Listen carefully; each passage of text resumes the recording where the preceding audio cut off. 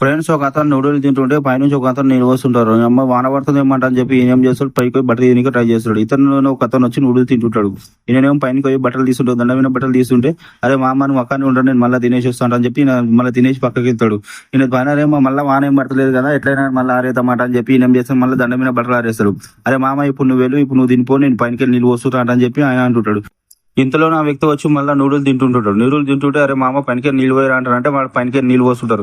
అరే అమ్మ ఇదేం బాధారా నాయన, మళ్ళీ వర్షం పడుతున్నాడు అని చెప్పి ఆయన మళ్ళీ వెళ్తుంటాడు. ఇంతలో నా చిన్న పొట్టోడు వచ్చి నూడిల్స్ తింటుంటాడు. ఆయన మొత్తం దండమైన బట్టలు తీసి ఇంట్లో పెట్టేసేసి ఇక్కడ వస్తుంటాడు. వీని ఎలాగైనా దొరకబట్టిద్దాం అనుకున్న పొడుగోడు పైనుంచి బకెట్ల నుంచి కింద నీళ్ళు పోస్తుంటాడు. అరే నీళ్ళ సౌండ్ వస్తున్నాను చూసి నా నూడిల్స్ తినేట ఆయన వచ్చి అరే నేను అప్పటి నుంచి నువ్వు చేసేది పొట్టోడు అంట అని చెప్పి ఆ పొట్టోని పట్టుకొని వెళ్తుంటాడు. ఇక బాగా అయిందంట అని చెప్పి ఆ పొడుగోడు పైనుంచి మంచిగా డ్యాన్స్ చేసుకుంటూ ఒకటే కిందికి వస్తారు. ఇద్దరు కలిసి ఆ పొట్టోని పని చేయడానికి ట్రై చేస్తుంటారు.